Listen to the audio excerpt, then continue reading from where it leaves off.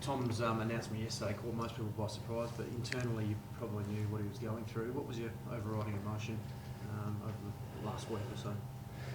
Oh, when you reflect on Tom's career, I suppose there's lots of emotions. I think we didn't, at the end of 16, we thought the footy world was Tom's oyster, and we didn't see the black dog creep up on him, and at that time, we weren't really aware of that he'd had struggles historically, and so it's sad because what could have been in his footy career, but since then he's had some enormous struggles, and the mental health and the clinical diagnosis is extremely disconcerting when it's really hard to understand, and it's hard to know how it affects people, and in this case Tom. And so for our staff and all our people, I think I'm really proud of the way everyone's supported Tom and how Tom's carried himself. We've done our best to protect him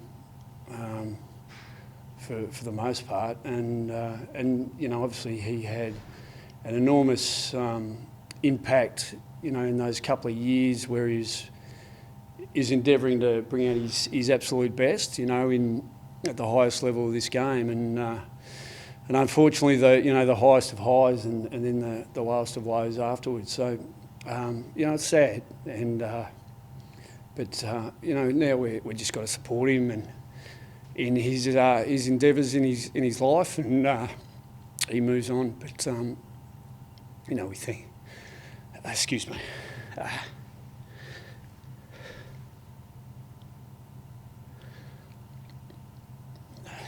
Done this before, haven't I? Look, we publicly, I personally thank Tom for his contribution. He'll always be remembered as a Bulldogs legend now, and we focus on playing the Cats this week. Luke, sorry, if we can. This might sound like a dumb question, but why has this hit you so hard? I'm an emotional, me personally, I'm an emotional beast, Jules. Unfortunately, I cry watching cartoons, but this is a much more significant thing. Obviously, we're dealing with it in the public domain, in life in general, in the community. Tom's an example of a person of note, with presence, who's now, I suppose, legacy in this space will live on, for generations, I suppose. But I'm always really connected to our players. I stood up in front of our group talking about Clay and Pico in a babbling mess. I'll probably do it again next week when Tom comes in. But so whether it's mental health or whether it's just someone, one of our players who's been a significant person and player at our footy club, this is just natural for me, unfortunately, whether they've had a mental health challenge or not. How have the players taken it? It's too early to tell. Hopefully it doesn't affect the way we play in regards to a negative. Hopefully maybe it inspires them a little bit to remember how not fortunate, but the opportunities that they have, and the game. There's a lot of pressures internally and externally, and I think we do have a really family-oriented, and I think most clubs do, approach to the way that you manage your players these days, make them feel comfortable and non-threatening, and so. But the external pressures often get to individuals. There's a lot of, as you know, a lot of dialogue, a lot of scrutiny, and that's where obviously at times we hope that people are a bit careful in the way that they do scrutinise and how hard they come down on our players, because it does affect them. Does it further emphasise just how important Black Dog is and the support that's needed for players going through it? Well, I think it does. I mean, depression, anxiety, the clinical aspect of it, and all of us who aren't haven't been burdened with it probably find it really difficult to understand, the effects that it has on your sleep patterns, your diet, your ability just to cope with the small things in life, let alone play AFL football.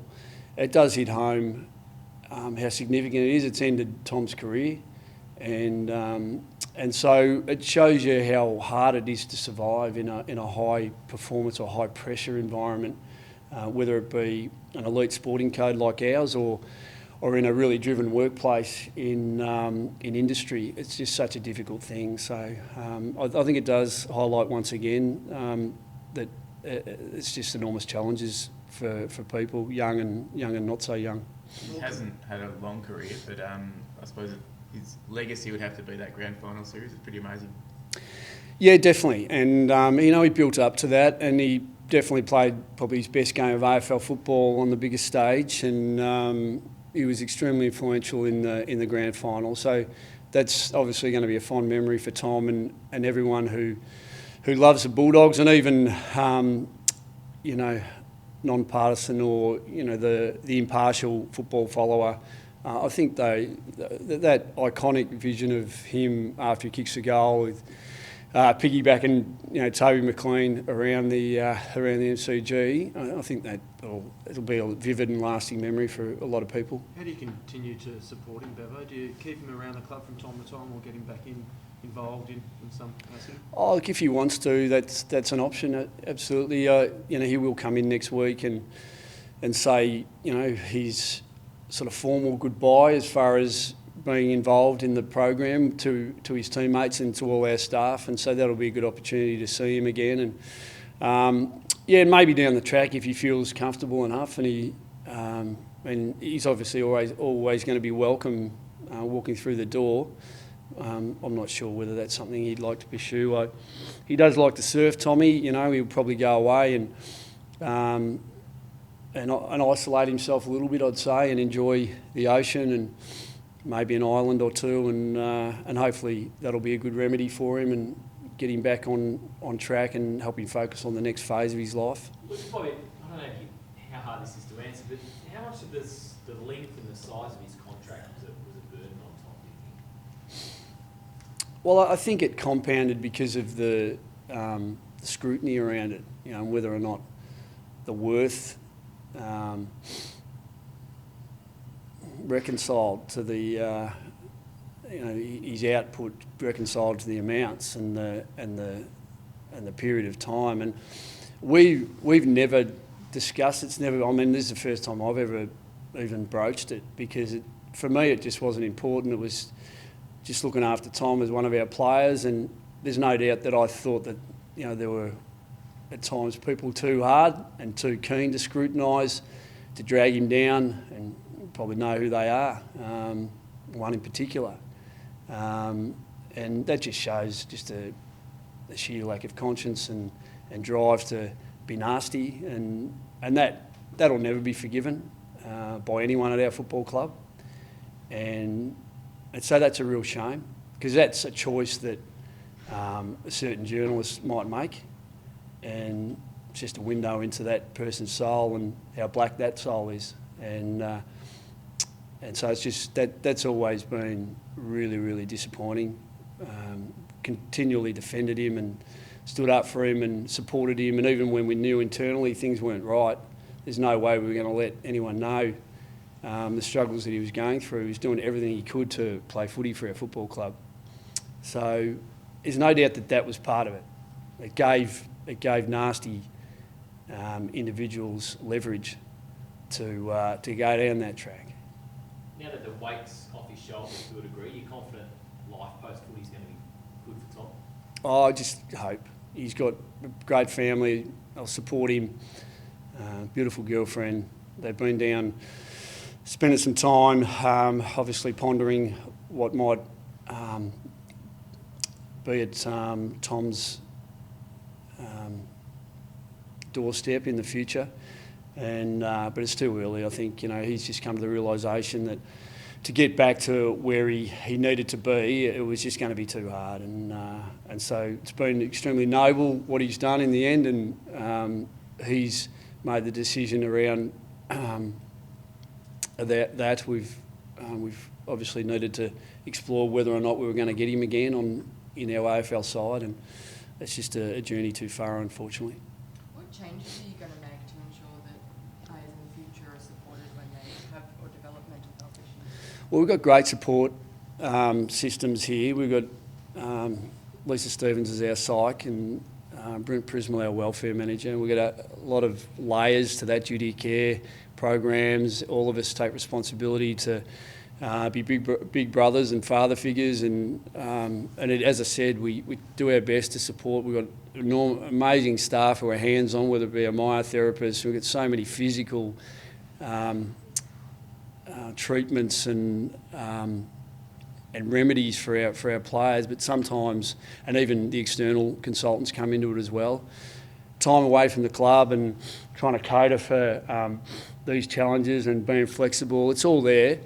It's just sometimes, it's all consuming, and it's hard for players to be able to come up and play this game when they're dealing with these struggles behind the scenes.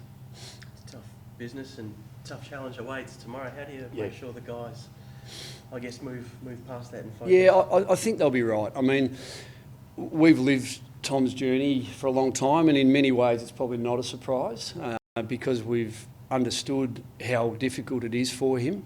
So, I think, and even talking to Mitch Wallace yesterday, who's extremely close to Tom, it's not as big a surprise that it is for you guys. Because of the experience with him. So I think they'll be fine. Obviously they care for Tom and they feel for him, but Tom's still with us, and hopefully he's got a bright future. It's the emotion should be intact and it shouldn't get in the way of our performance against Geelong. The Cats in Geelong is about as big a test as it gets for you. Yeah, it is. We've been down there a couple of times since I've coached the boys, and in those games we've been in there and sort of in the game, haven't been able to pull it off. So at least we're coming off finally beating them last year, so that we sort of broke the camel's back with that, and now, we're looking forward to going down the highway and taking them on. How do you think Luke Dalhouse will be received by his former players, teammates? Luke's really close to everyone here still, including myself, and he's going well for the Cats. He's performing an important role, and I'm pretty sure the boys will just won't treat him any different to the other Geelong players. If he's in the way, hopefully we were able to tackle him. But the way he's been zipping in and around, I think he's going to tackle a few of our boys. So that'll be fine. They're all pretty close. Obviously, you would have been watching the match review incident, so you're surprised that Gary Ablett lines up against you this week? I probably shouldn't go there. Yeah, I shouldn't go there. I'd rather stay out of it. There's been enough commentary on it. It's been an amazing week, with what happened in Sydney and obviously the scrutiny around Gary's incident, but I don't want to add anything to that. Is Tim English still a bit sore? Is he going to have a run in the VFL? No, Tim, he got a cork. He got probably 3 or 4 blows around the same sort of area, but the blood tracked down into his knee. He's got a sort of hematoma and a pooling of blood in his thigh that is nowhere near he got the knock. So there's no way he could play last week. He just, in the end, because we thought he was a chance, took it to the right up until it. Then we scanned him after we pulled him out, and we discovered this pool of blood that was giving him most of the grief. So general soreness is probably a good description. We stand by that, even though he got a few knocks in the one spot. But he won't play at all this week. One more question on Boyd. Will the door always be open if he wants to come back? Play, you mean? Yeah. Well, it's not so simple, as you can imagine. You obviously got to re-establish yourself as an athlete and a player. So I'm sure if Tom in the future goes down that track, we'd like to have first dibs on him, but I don't think we've got him. You can't have an ex-player clause, unfortunately. It'd be great to see.